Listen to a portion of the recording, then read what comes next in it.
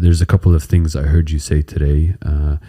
I heard you talk about the need to find complementary talent, whether it's in a co-founder or an executive team.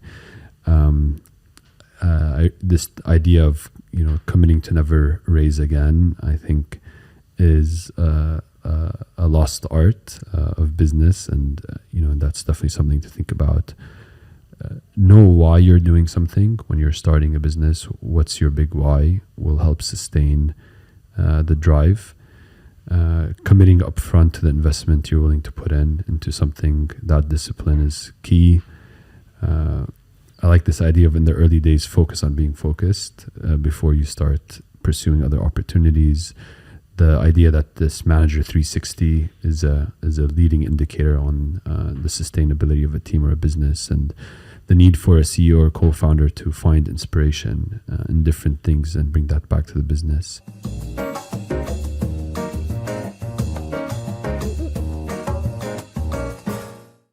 Thanks for joining another episode of Talks with T. I'm humbled to have Rabea Ataya join us today, the co-founder and CEO of Bait. Thanks for joining the show. Thank you for having me. Relax.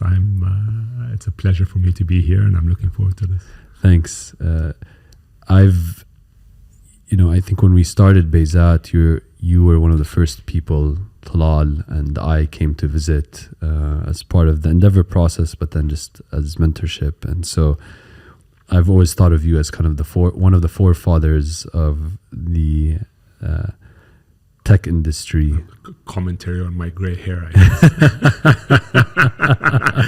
I was about to caveat, it has nothing to do with the age. It has to do with the pedigree. So I know that you've been a trailblazer for a lot of us in the region. So first off, I just want to say thanks a ton for helping all of us believe we can build something meaningful. Thank you. So I'm sure you've told the story of Bait a million times, and so we're gonna avoid telling the full story today. Why did you start the company? Why did you feel a need to start a company? Yeah.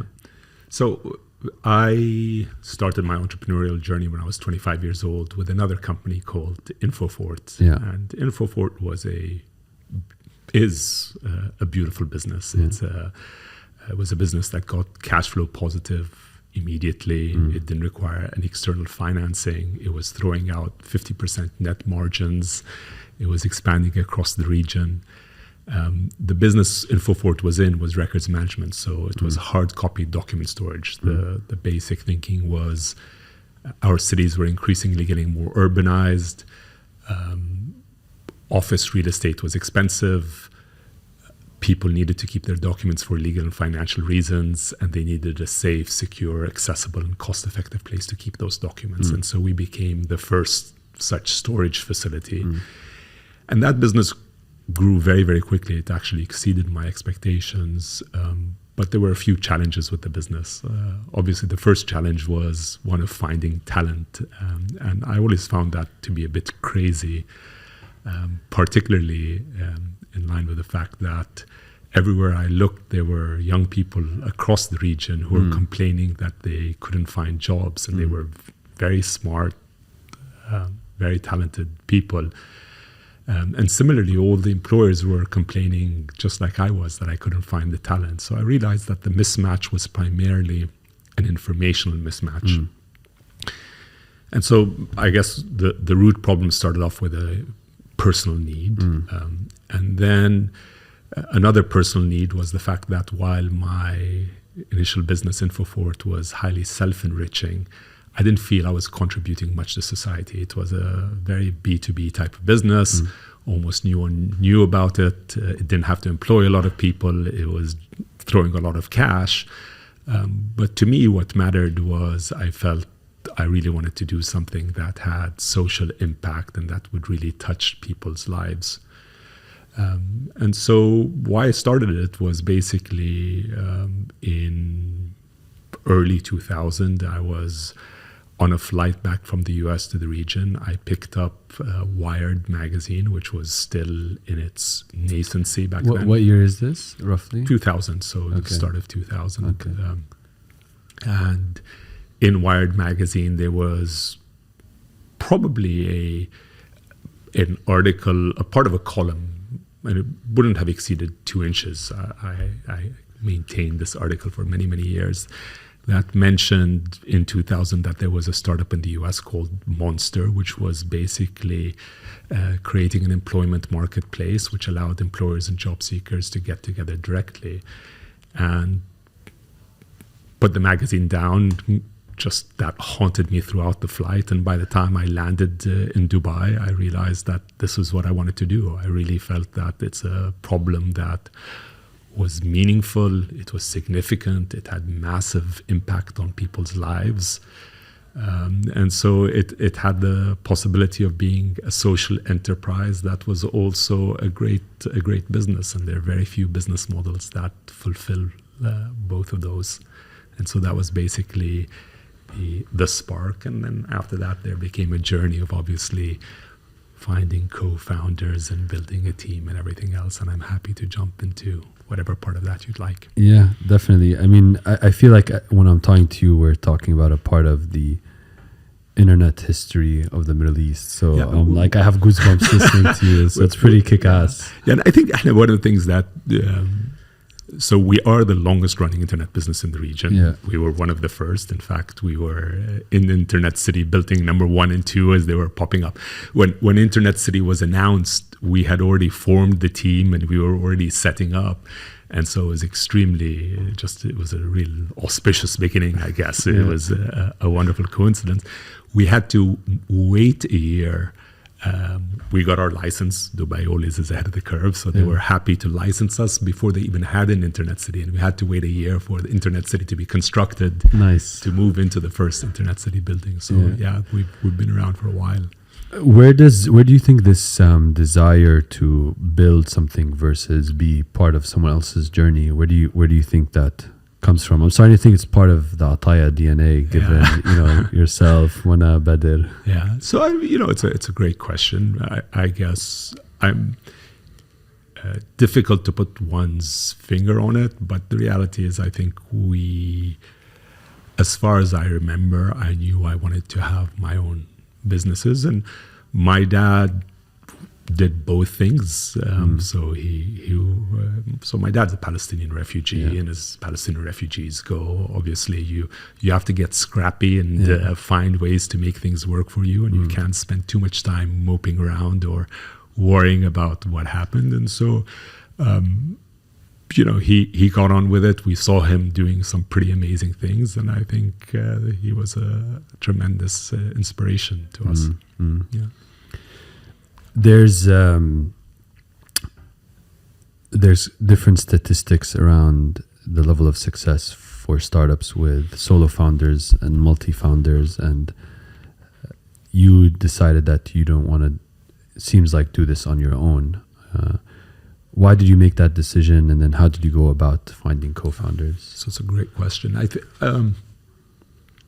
one is I realized I didn't have all the skill sets, and I realized that if I wanted this to be successful, it required a bunch of different skill sets, and everyone had to have a vested interest in it to make it go really, really fast. So I had no desire to have an employer-employee relationship with the founding team.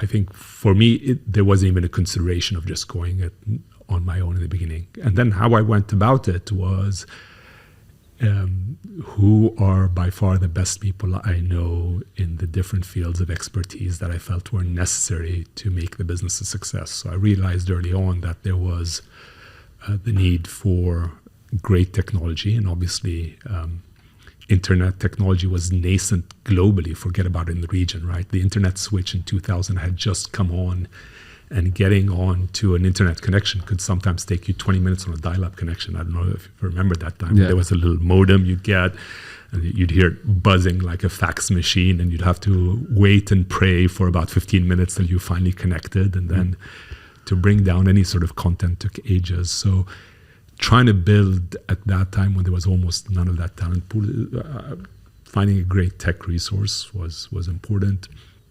I knew marketing and sales would be extremely important parts of what we did. I've always been of the mindset that I want to build businesses that last and that are self-sufficient. And so the sales function was very important early on to go off and find ways to monetize, and then the marketing to obviously bring people on. And in that time, we had the added challenge of we had to actually bring people onto the internet. Yeah. So it wasn't just, in today's world, if you start something new, you're hoping to bring internet users or app users or mobile users onto your particular platform. At that time, it was, how do I bring people onto the internet? Because there was less than 1% internet penetration across the region. And so we really had to have a very compelling story in order to make that happen. And so I went out looking for the best of all worlds, and I got the best of all worlds. And I guess, testament to that is that all three of the co-founders continue to do just phenomenal things. And I guess for those who don't know who the co-founders were.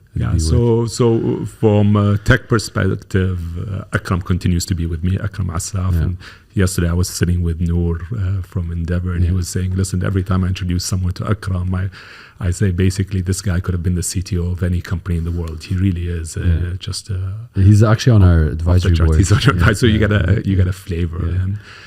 Mona, who's the founder and CEO of Mom's World, is our head of marketing. And Mona, I think, was born a marketeer. And Danny Farha, who runs Beko, is, again, we used to joke back then, and it's still probably true, he could sell, snow to the Eskimos.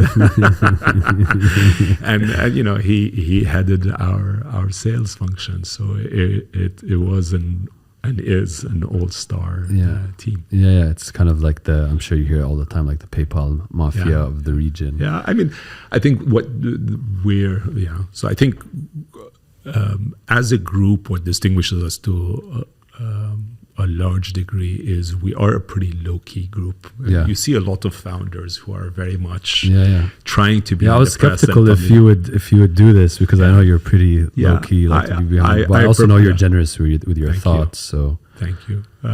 So it's do we hear PayPal mafia a lot? We don't. We're not sitting there in echo chambers very often, actually, to get a lot of that. We sort of sit in our various areas and fight our way through our daily, challenges.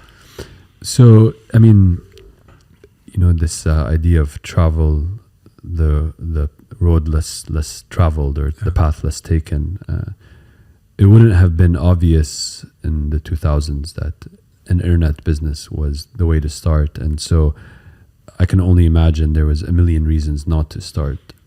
So how do you balance conviction and vision with the reality? Yeah.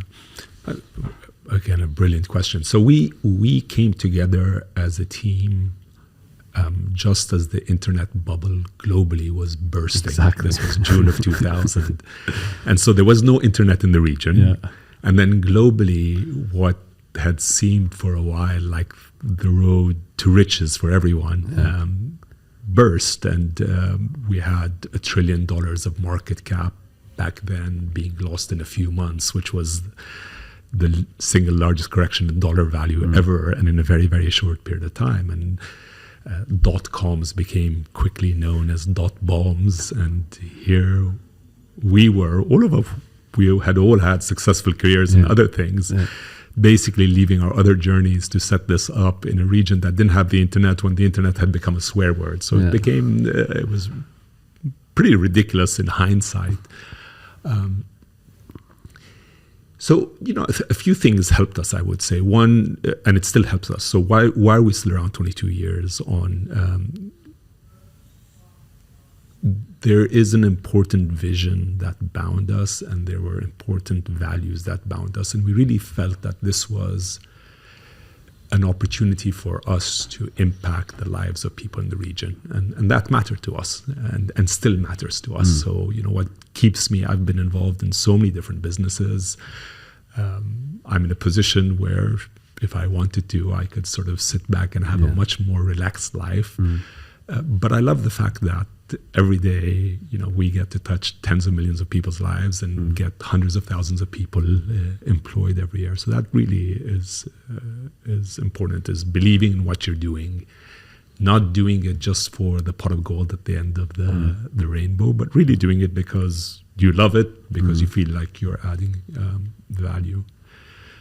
I think another thing that helped us was a lot of focus. So when we started off in the early Internet City buildings, we were in the first Internet City building, and all around us were these .coms who had gotten a lot more money than we had gotten. And so they had come out just before the bubble had burst. And some of the names, you probably would not recognize them these days, but there was an Rabea.com, which Al-Walid bin Talal, in spite of billions of dollars, claimed that would be his, by far, his most profitable investment and worth more. And that had been financed to the tune of, I think, $25 or $30 million in 2000. Wow. There was PlanetArabia.com, which was also trying to be a portal, which had already also raised over 20. There was another company called iHilal.com, which was supposed to be Islamic banking. So there were all these companies that were really tremendously financed.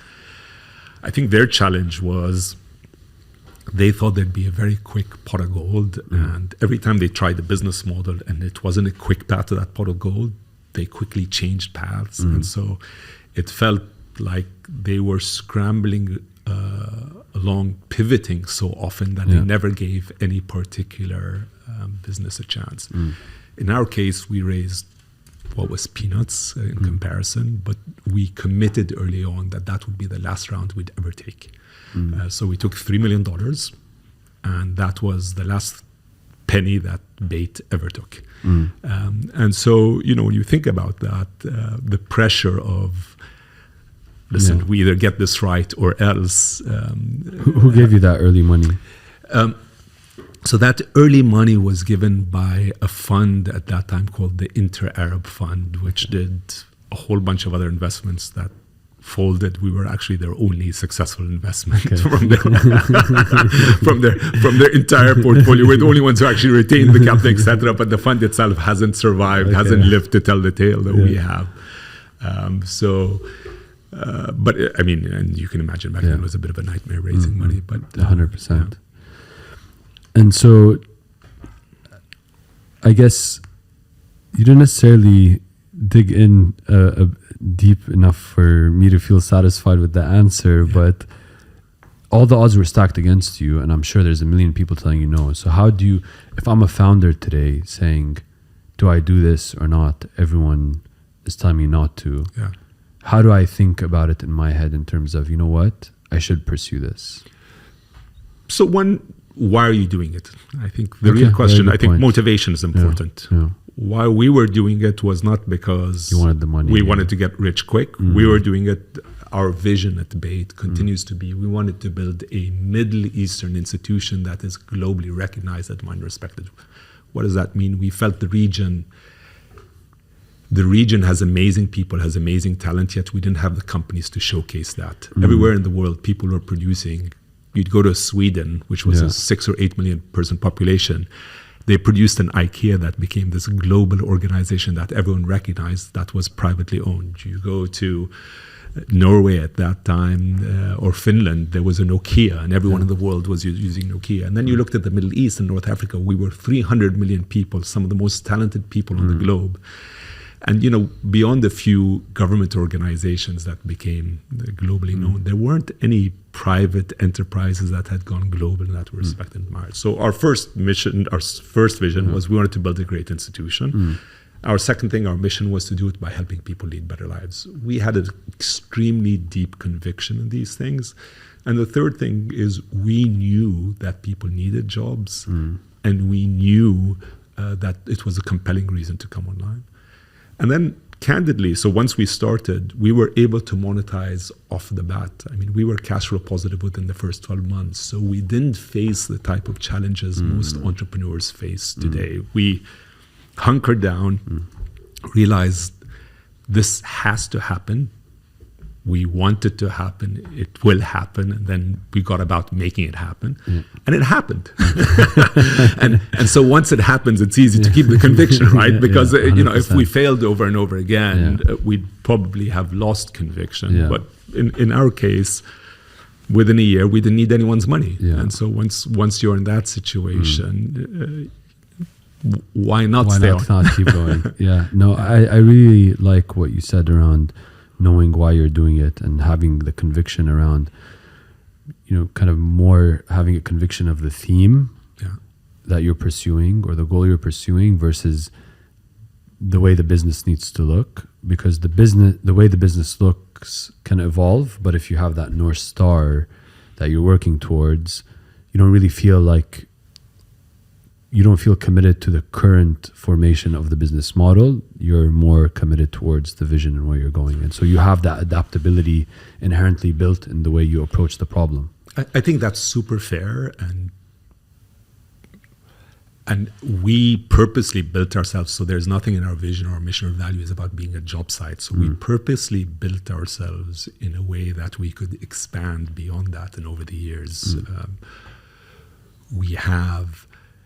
But I would say also the flip danger is you just have a North Star and have no commitment to a business model. And I feel that killed a lot of other businesses because they just didn't have the resilience to continue on. Every time they got the first punch in the face, they walked away. And in our case, over the last 20 some years, we are continually still getting punched in the face. There's a misconception that, it gets easier with time. I think when I first started, when I left GE to start Paysat with my two other co-founders, I thought to myself, every year I would say, this year's tough, next year's going to get easier. And that's after year 4, I said, you know what? This is like a sprinting marathon. You're sprinting, but you have to sustain, you have to have the ability to see it through. And so it's encouraging, daunting to hear that after 20 years, it still doesn't get easier. And I think the marathon analogy is very, very apt. So I don't believe entrepreneurship is for sprinters. And I like the sprinting marathon analogy too. And where I failed in my investments is when I've invested with entrepreneurs who were sprinters, who felt like, listen, I'm going to come out of the box really quickly. I'm going to race like mad. And in 2 years, it's all going to be done.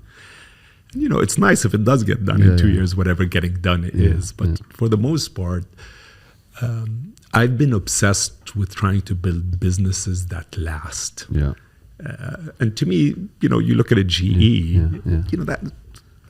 why aren't we building those businesses? Too many of our businesses are named in, the surnames of someone. So it's Ataya and brothers or Ataya and sons and whatever. And then if Rabea Ataya gets run over by a truck, the business is over. Or if the sons fight, the business is over. And meanwhile, you look at, who founded Coca-Cola? Do we care? Do we know? Who founded IBM? Do we care? Do we know? These are institutions. And so when I first left university, I joined an investment bank and I saw that world. I saw this world of companies going from startup phase to institutionalization and then having a chance of being long-standing winners. And so my view is always, in the region, there's way too much short-termism, and that's at our detriment. And what I'd love to see a lot more, and what I've been focused on, is how do I build things that survive me? And so even when I look at InfoFort, I did sell InfoFort, but InfoFort is still operating now 30 years on, doing extremely well, continuing to expand all around the world, still with its own brand name. So that's a lot better than one of those where you flip a business, a year later, whoever's bought it decides, let's hollow it out and fire everyone and lose the brand name. And I always feel that's a shame. While it might enrich one or two people, it doesn't enrich the community. And so is that the driving force? Is that why you want to build something that lasts, so it continues to have an impact on society? Yeah, I think that would be a wonderful legacy, not just for me, but for the region, is to be able to say, listen, we've been able to produce organizations that started here, went global, are global in scope, and ultimately continue to have lives independent of their founders. And I mean, a lot of people don't know this. So we have a lot of brands underneath Bait. People are familiar with the job site. Yeah. But for example, one of our leading brands right now is a company called VFairs, which is wholly owned. Which blew up, by, which again, where 90% of our business is in the US. We're serving a lot of the Fortune 500. We're the most highly rated virtual event platform on any of the it's an amazing public story. platforms. Can you tell that? I mean, I'm familiar because I have a lot of Bait-based mentors. Yeah. But I'd love for you to kind of share the story of VFairs, because there's a lot of lessons for people listening. Yeah, sure. So VFairs started off. Initially, we were trying to solve our own problem. And the problem was most of the employers and job seekers we were in contact with had at some point attended a physical career fair and hated the experience. And so we thought, could we create a better experience online with a lot more convenience, a lot greater reach, and a lot more ability for both the employers and job seekers to reach each other and to brand themselves. And so we built this virtual platform. And in the beginning, the model was, it was sort of an old world model where we'd run the event and then we'd sell employer stands and the job seekers would attend virtually for free. And think of it as a metaverse solution to virtual events before anyone knew what the word metaverse was. Before it was coined. What year was this? So this was probably 8 years ago. This was way before. Like 2014, 15. And then, while that did well and we evolved our technology, we realized as a business model, it wasn't going anywhere. And so one of our amazing team members at some point had made a personal decision that he wanted to relocate to Canada for immigration purposes. And that's a common theme in our part of the world. And he didn't want to lose the company, and we didn't want to lose him. And so we said, okay, let's think about what we can do with you in Canada with some of our solutions. And the one solution we started to experiment with that we realized could go international that fairly quickly was VFairs. And so he started thinking about, how do I market and sell this in the US?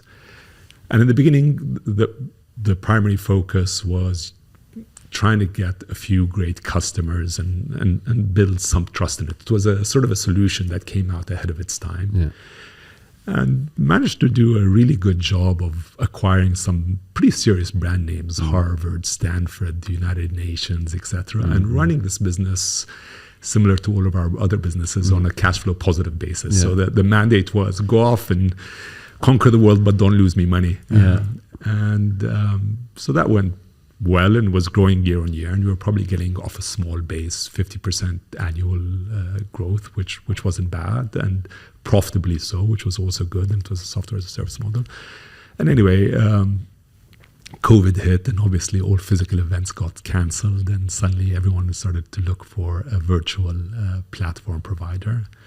And suddenly we were drinking out of a fire hose of demand. I mean, we literally, I think during a 3-month period at some point had 10,000 leads knock on our door begging for us to serve them that we couldn't actually take on because we had taken on so many thousands of others. And that business grew from a handful of people to over 300 people in the course of a few months. And it was a real acceleration. So we went from probably X to at some point we were at 60X. I would say in a post-COVID world that's come off, but we're probably still 30X what we were in a pre-COVID world. And pre-COVID we were still pretty satisfied with the business. So it's been an amazing journey. But what's even more satisfying is that, again, we are essentially a MENA-based business exporting technology to the US. And if you look at the brand names of the people who are buying from us, they're all the largest corporate names that everyone recognizes. And so that's always a wonderful thing to see, that we were able to institutionalize and build something that truly expanded beyond our borders. Yeah, no, it's an amazing story, especially when you think about starting the business in 2014, where this idea of the metaverse didn't even exist. I can imagine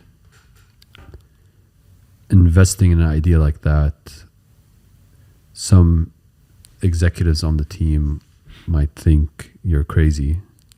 So I'd love to kind of get your thoughts on how do you think about balancing these crazy ideas with the core? What kind of discussions happen behind closed doors? How do you make sure you listen to all the viewpoints before taking a decision? And it sounds like there's just kind of this continuous theme around having conviction around something. Timing might be questionable. Yeah. So I would say in our experience, and I don't know if this is unique to our company or not, but we have a team of people who is very naturally experimental. And what I used to say, and it's still true, but with the founding team, is I loved being in a team where I didn't have to come up with a great idea. I just had to pick amongst lots of amazing great ideas. Yeah. And so we are a learning organization. We're always thinking, what else can we do? And how else can we leverage what we know? Yeah. And, the crazier, the better in many cases. So over the years, we built a lot of different things. A lot of them have failed. And, as we look back as to why they failed, to be honest, it's primarily an ownership issue. It's, are we building a product or are we building a team? And is there someone or that group of people, do they feel real conviction about this particular thing? So with virtual events, to be candid, it was pretty small. To me, it was a bit out of my line of sight. But the gentleman who was in Canada loved it and really wanted to lean into it. And so he had tremendous amount of conviction. And for me, again, similar to the other story, since it was not burning a hole in my pocket, I was happy to continue along the ride. And so I think where we failed typically is we build this great product and then no one wants to carry that hot potato. And then it fails more out of neglect. So it's more an execution gap. It's more of an execution gap. And I think, there's so much that is still needed in our region. And I think there's so much that can be done profitably and cash flow positive. So where you don't need to go out there hat in hand the whole time saying, please give me more. So I always find the challenge is more about putting the talent pool around it who will nurture it to success and much less about the idea or how crazy it is. Yeah.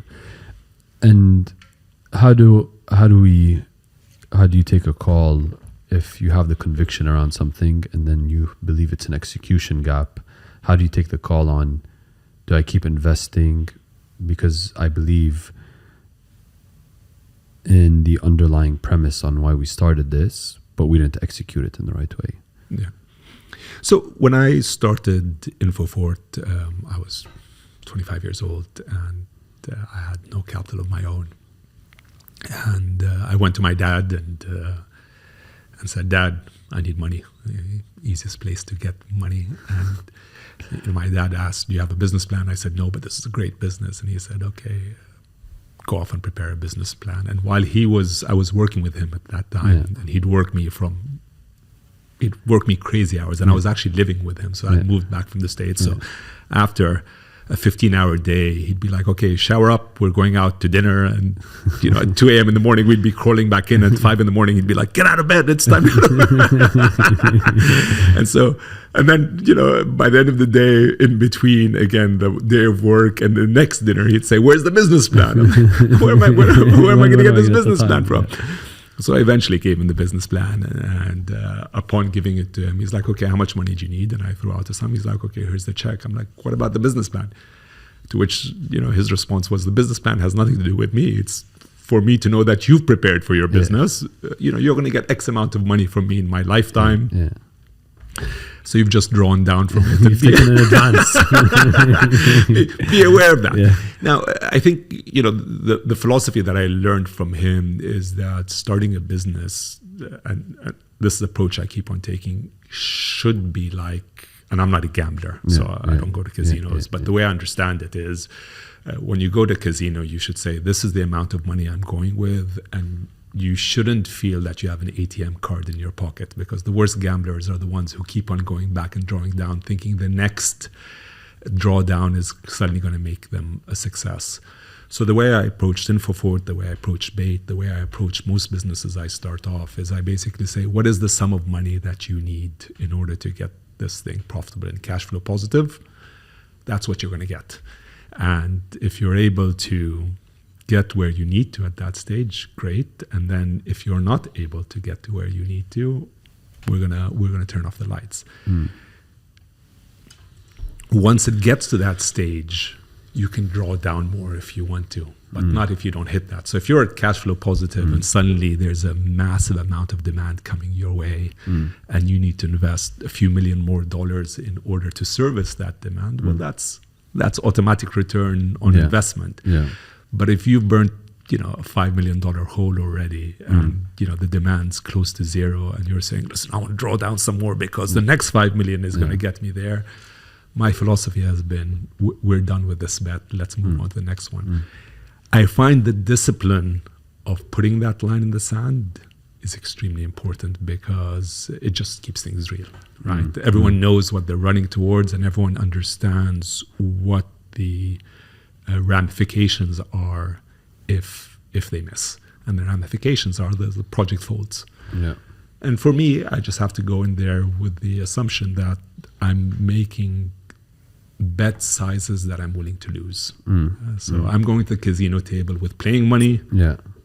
I'm still going to be able to put my kids through school. If this particular hand of blackjack or this little roll of the roulette table doesn't work for me, that's the way I think about it. Yeah, I love that. And that's very different than most. I mean, in the last 20 years, it's been a roulette. Everyone's drawing down continually. So it's a different philosophy than what's mostly gone out there, but it's worked for us. Yeah, I mean, the chickens have come home to roost now, right? Yeah. On that philosophy of spend at all costs, growth at all costs. Cash flow positive and profitability are in fashion again. Yeah. So, the long-tested underlying fundamentals of business are back in fashion. Yeah, there's the old adage, even a broken clock is right 2 times a day. Yeah, so, exactly.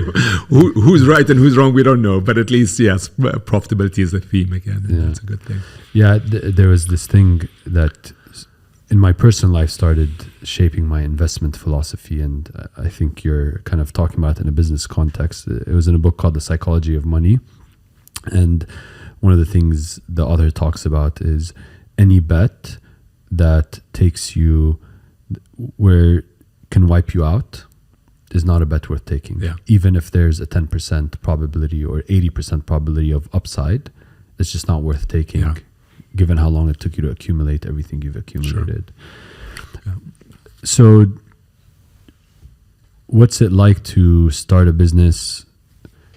Co-founders are kind of the foundation, and they're really a support network. It's like your family. Yeah.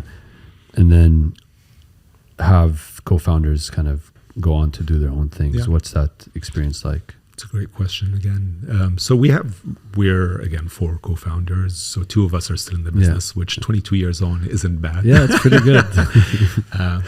So I think,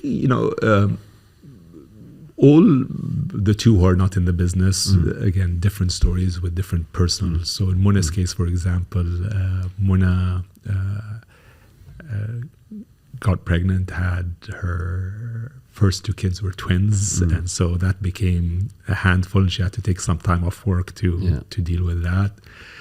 She came back to work, and shortly thereafter she had another child. And then we realized, listen, her interests are a lot more now about that. And so she stayed as part of the Bait journey. So Mom's World was birthed at the Bait. It was incubated in Bait. And Akram and I, from the start, were founders and shareholders and board members of Mom's World, and continue to be founders and shareholders and board members of Mom's World all the way to to exit. Yeah. So it wasn't like someone had left the family. It's sort of like we had children. And we're Yeah. always in this process of producing children. So again, Bait to us is a platform that continues to spark new exciting stuff.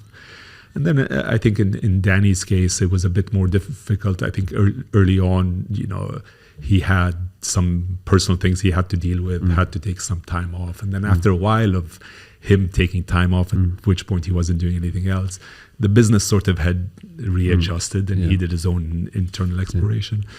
So it's, it's neither easy nor difficult. It's, there's an emotional aspect to it. So there's certainly, you love to have these people around and you enjoy it. But early on, again, our vision was about creating an institution that didn't require us. So I keep on saying, my job is to get myself out of a job. At some point several years ago, Akram and I we had a bunch of divisions and gave each one of the divisions a GM, and we sort of took a much more backseat role. Unfortunately, we didn't get great results doing it that way. It was a bit more of an abdication than it was a good handover. And so we saw significant downturns in a lot of our key metrics. And we steered clear because we didn't want to become overbearing, and because the vision was we wanted to be able to have this business survive us. We've since rolled back our sleeves. We've adjusted the ship again, and we're now again trying to do this slow, more gradually, move out and not to say not be involved in the business, but then be involved much more on the ideation and the continuing to find new horizons rather than on any sort of day-to-day oversight. So it's a journey, I think.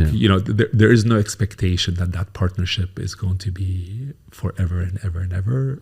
The hope is the business stays forever and ever and ever. And then people get to do what they want with that business from their personal perspectives. How do you find the balance between? So I like what you said, and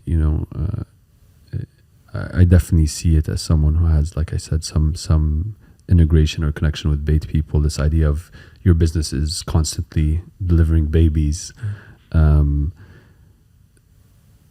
do you drive that culture? How do you find those ideas? Yeah, and that's also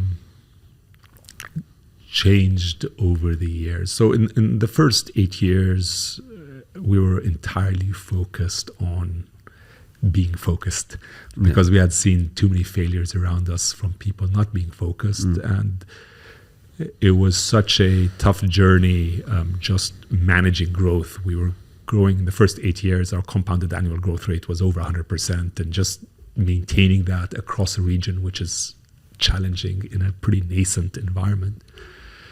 But then when the 2008 financial crisis hit, we realized we had a lot of capital, we had a lot of know-how, and we could apply that to other things. So it was a bit of a breather for us. And so at that stage, I actually took someone from the team and I basically said, listen, you're now the director of strategic initiatives. Your job is to actually look for new business models for us to invest in. So that was one way of doing it. Okay. So almost like the prerequisite to being able to do this was build a core that can sustain. Yeah. We need to make sure that our foundation was strong. And every time someone wanted to go away from the foundation, now there were adjacents that were also, so that was to look at non-adjacent opportunities. Got it.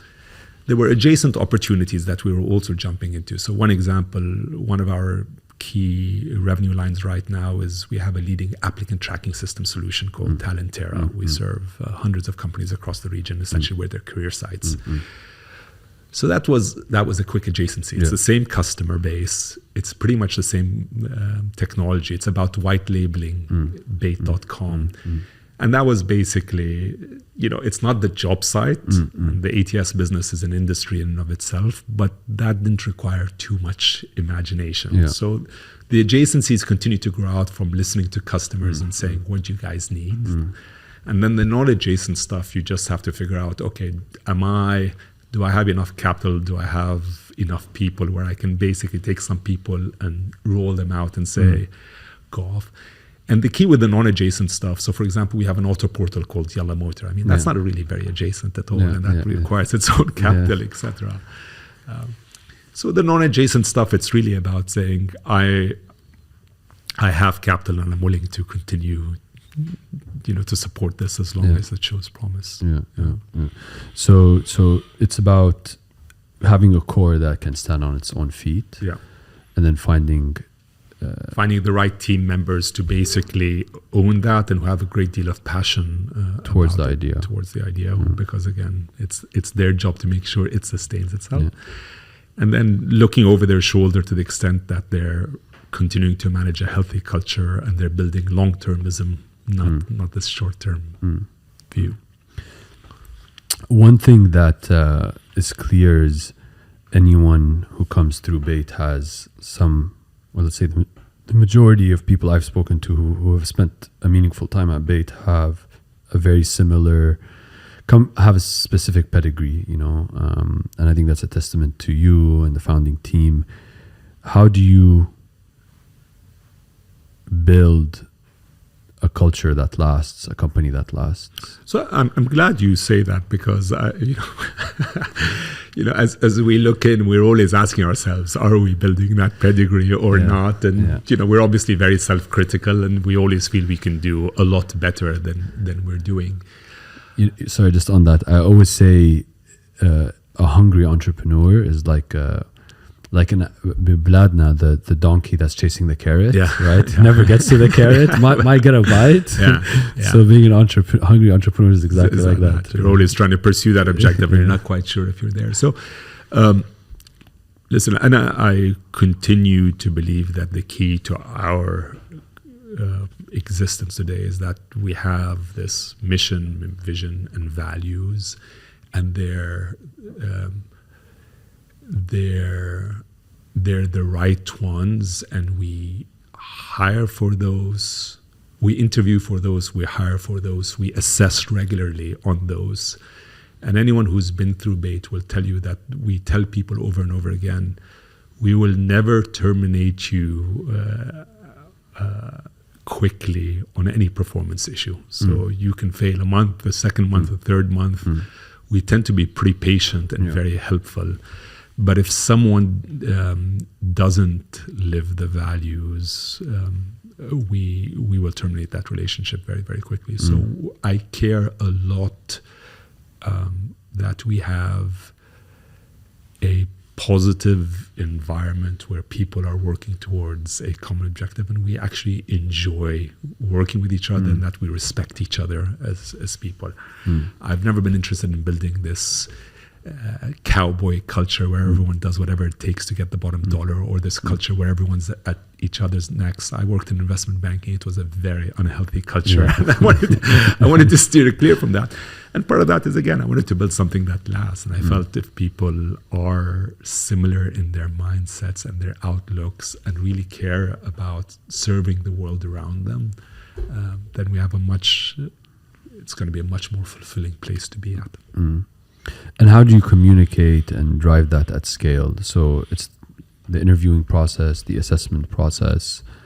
How about, I guess, what else? Yeah, so candidly, it's 22 years on, and perhaps even today, over 60% of people onboarded at Bait, I actually give a 2-hour training on the onboarding on vision, mission, and values. So that's just, I make it super clear that is the single most important thing we care about.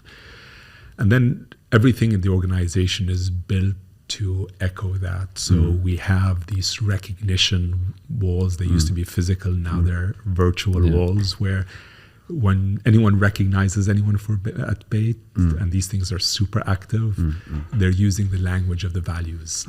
So they'll say, you know what, I'd like to recognize Tariq because Tariq showed that he took personal responsibility for improving the world around him, which is today a lot of companies call that be the CEO of something, and then they'll describe how they did that. And so it even pervades our office spaces where those values and the vision and mission are actually hung up on every wall in every one of our offices. So they're very much in people's face. In 2008, when we had that economic slowdown, what we woke up to was we had grown tremendously, but our culture had gotten very sick. And that allowed us to recalibrate and build that up. And then when I talk about, again, we at some point abdicated responsibility. In the end, the way beyond the actual performance numbers coming down, when we realized we really had to jump into the organization, was we demanded from the managers that they do an engagement survey of the employees.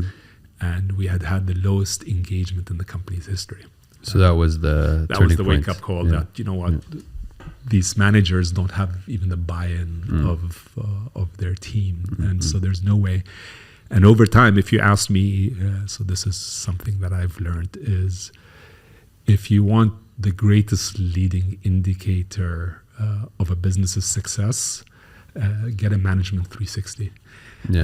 If the reports say their manager is great, that's a great leading indicator that your business is about to do very well. If they say things are bad with the manager, even though the numbers look good, be sure that within the next 3 to 6 months, your numbers are about to take a nosedive.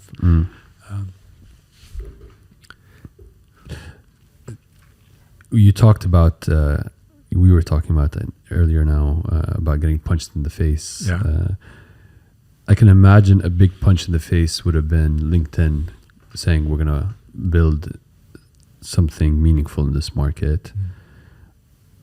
And I can imagine a lot of people saying, oh, that's the end of Bait, job boards at least. And so I'd love to kind of hear the story of how you fought off to a large extent. I even know from a pricing perspective, Bait was never the cheapest option. So I'm talking about LinkedIn on one side, but then obviously you had an influx of other players who were cheaper. And so what have you learned about fighting competition? Yeah, so I would say, candidly, and I'm not, this is not marketing talk, the competition has never been the biggest punch in the face. Competition takes time to ramp up, time to build, time to develop a brand name. And so, the punch in the face is this thing that comes out of nowhere, hits you, and you feel like you're bloody in the nose. You're like, where did this come out from? And we've had a lot of those. And they're a lot scarier, candidly, because, and in our part of the world, oftentimes punches in the face come from government. Government regulation changes so often, and when you're across the region. So we've had in random places overnight, someone come and say, we're shutting down your operations in country X. And you're like, wait. Or a ISP, the country's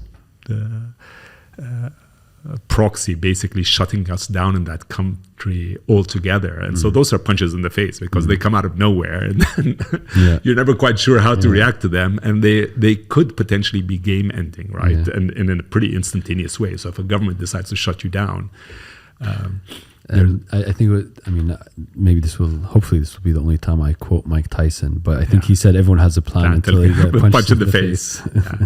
Yeah. And in fact, one punch in the face at some point we were in Saudi and had just arrived in, and both managers for InfoFort and Bait lived in the same compound and arrived, and the compound I was in was attacked while I was there, and building collapsed on top of me, and that's a punch in the face. So I not to take away from competition, but competition is this sort of, you're getting pricked repetitively. And so I would say, listen, we, from the beginning, we've had different types of competition. We've had local players who are very much focused on a particular city or segment. So there'd be someone who would say, listen, I'm focused on the UAE only, or I'm focused on entry-level people only, or CEOs, etc. And then we've had global competition. So the first time we got a big global competition appear on our doorstep is at some point Monster, which I mentioned had inspired me. Monster was an S&P 500 company. It was massive. It was generating tremendous profit. The owner was one of the wealthiest men in the United States, and they had interest in acquiring Bait. And so we went through a discussion and we arrived at a valuation, and then for them to buy minority interest at that stage. And then we walked away from the deal. And I think their reaction was, okay, you're going to walk away from the deal. We're going to use that nice sum of money that we would have otherwise used to buy a minority interest in you now to directly compete with you. And we're going to do it out of our India operations, which are, the resources back then were cents on the dollar on what we had to spend. And so that was very scary because you suddenly we knew what sort of amounts of money they were going to put into it. They were a global behemoth that seemed to have unlimited sources of capital. And so what we learned early on with them was the reason we had picked the model. One of the reasons that we liked Jobs a lot was we felt Jobs were a very localized type of business. Monster, everywhere it was successful, had to have local sales teams on the ground. It had to deal with the local regulations. Building out local sales teams in this region where licensing back then could take you 2 or 3 years to get a license, and most of the cities couldn't even give you as an international investor licensing. We realized they were going to be years away. And we realized as a global player, they were going to have a really difficult time doing the type of things that in the region were necessary, such as filtering by gender, by nationality, by age. In this part of the world, sometimes that's regulation, right? You can't get a visa today for X nationality. Therefore, you need to filter by that. And Monster didn't even have a nationality filter back then. So we learned hyper-localization is important.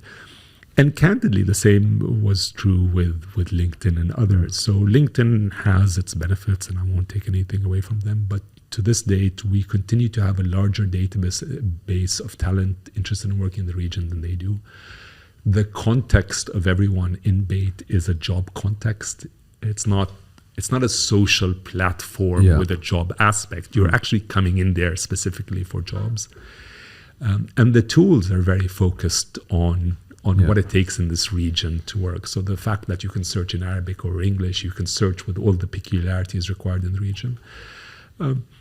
So I think all of that has helped us, as long as we understand our region, what our region wants, we continue to have an advantage. They are obviously formidable. A lot of the small players have done great jobs. And to a large degree, it's become, when we started, it was a very blue ocean. It's a lot less fun operating a red ocean. So it's not necessarily that a LinkedIn or a local competitor is the problem in particular. The biggest problem is it became a very hot industry at some point, and suddenly there were dozens of players appearing out of the woodwork. And each of them would, it was sort of death by 1,000 cuts, much more than someone chopping your head off. The reality is the vast majority of these guys now have fallen out. So it's become a lot cleaner of a market. There aren't that many competitors, and people have moved on. They like, the fashion du jour seems to be fintech. And so job sites now are totally unsexy, and that's been good for us. So I think we're seeing a nice resurgence as things get cleaner again. We were talking about this being a marathon. What have you done to keep running the marathon? So I think one is obviously staying physically fit, right?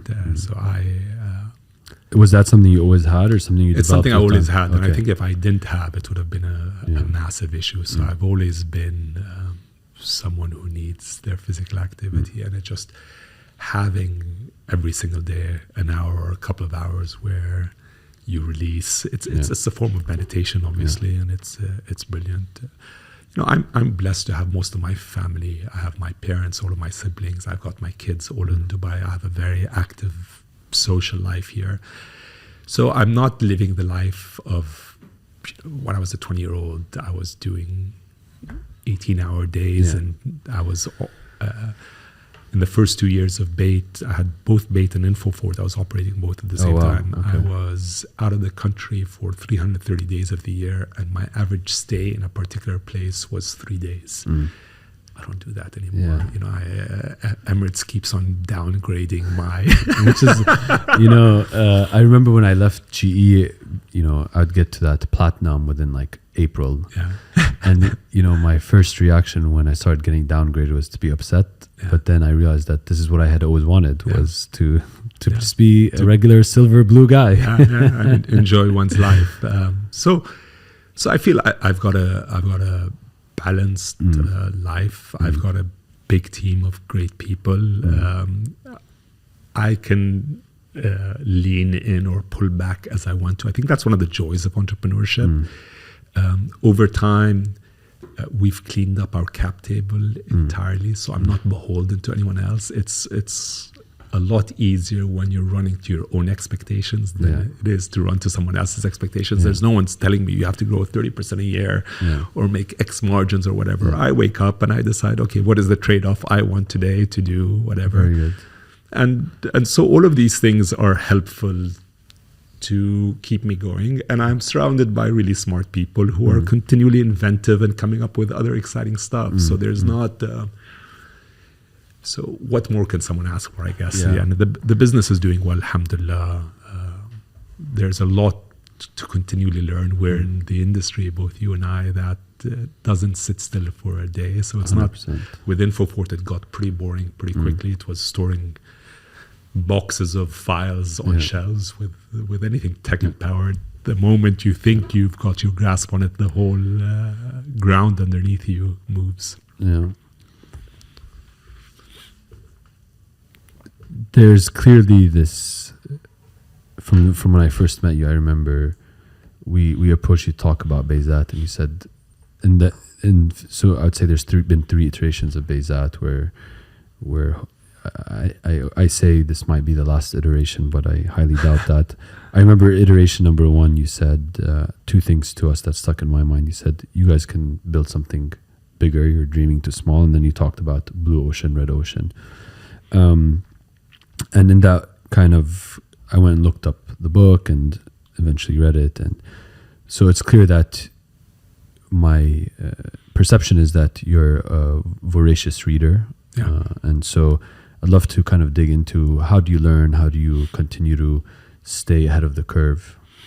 So reading is super important for me. I love it. It's a part of me. And similar to the sport part, if there's a day where I'm not reading a lot, it's an issue. And I like reading everything, to be honest. I like reading sci-fi, and I like reading, soppy fiction, and I like reading all these business books and self-help books.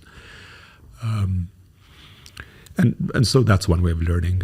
I'm a member of the YPO, and that's been very useful, particularly this thing called the Forum. The Forum is... are you a YPO? I am. So the Forum is wonderful because my forum in particular has the most inspiring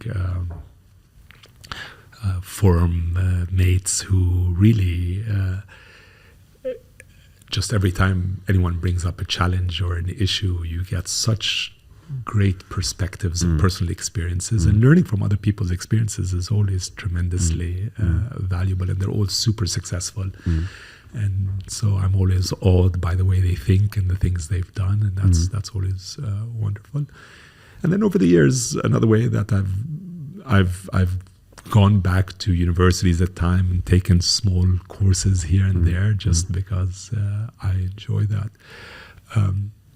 And I look at my learning, and then I look at someone like Akram as a CTO and his learning. So what I love about my learning is it's all over the place, it's scattershot, but I get a lot of different inspiration from a lot of different things. someone like Akram is always doing this really hardcore getting to this technology, and then he'll download this programming environment and really roll up his sleeves and getting his hands into it. And I love that he still has again the patience and the endurance to do that after so many years, and he still has this ability to inspire every tech member of any team, and so. But I guess key to anyone's well-being and long-term success is that learning journey doesn't end. I'd love to hear what you're doing or what you're currently even reading, because I'm always looking for a good book recommendation. I was about to ask you what books have really recently shaped the way you think about running the organization or business. Yeah, so I go on thematic reading periods. My most recent theme had nothing to do with anything to do with business. I went down this route for months reading everything I could about the nonviolent movement, and I read all of Gandhi's speeches, all of his letters, and then went into a whole bunch of other current stuff about nonviolence. And so, why I can speak about it at a different time. But I think from a business perspective, I'll say this. I think, candidly, if you're a CEO or a founder, your job is to continually find inspiration in different things that you can bring back and improve your business with. And that inspiration sometimes is in the arts, right? It's about making your products more aesthetically pleasing, more desirable. It's in the humanities. It's understanding about how people think and what makes them attracted to things and how they associate with each other. It's in the sciences. And so I find that if someone just tells me they're reading just business books, they're probably not getting the full set of skills that they need. One thing that I read on my most recent vacation, which I enjoyed, was something called Stolen Focus, which was basically about how our devices are making us, for lack of a better word, dumber, and what we could do about it. And I found it to be an extremely well-written book. I tried to convince all of my teen kids and nephews and nieces to read it, because that generation has a very difficult time getting away from their devices. You'll probably get them to read it if it turned into a TikTok and they can consume it. I was very unsuccessful in spite of, they started to mock me every time they'd see me. They're like, yeah, we have to read Stolen Focus, and then they would do nothing about it. But this, we could do this for probably days. You asked me, how do I learn? There's many different aspects, but selfishly, one of the reasons I started the podcast was for my own benefit, learning from other people's experiences, and then helping everyone else who listens to this show learn from the conversation. And so there's a couple of things I heard you say today. I heard you talk about the need to find complementary talent, whether it's in a co-founder or an executive team. This idea of committing to never raise again, I think, is a lost art of business, and that's definitely something to think about. Know why you're doing something when you're starting a business. What's your big why will help sustain the drive. Committing upfront to the investment you're willing to put into something. That discipline is key. I like this idea of, in the early days, focus on being focused before you start pursuing other opportunities. The idea that this Manager 360 is a leading indicator on the sustainability of a team or a business, and the need for a CEO or co-founder to find inspiration in different things and bring that back to the business. I have to say, this is kind of the longest list of things I'm taking away from a podcast so far. So I really appreciate you taking the time. It's been a huge honor and fun to do this. It's been very fun for me, and I want to thank you for it. And you're a natural at this. I'm very, very impressed. Thank you. And well done. Thank you. And Yeah, and you guys also inspire us when you talk about talent. I'm always very impressed by what you guys are doing at Bezat, and I always find the people that come through your organization are always brilliant. And I love the fact that, again, you and your journey have been able to pivot and to grow. And I also do hope and believe that this version 3.0 is, inshallah, the big one. Allah yawikum. Thank you very much. Thanks. Thanks.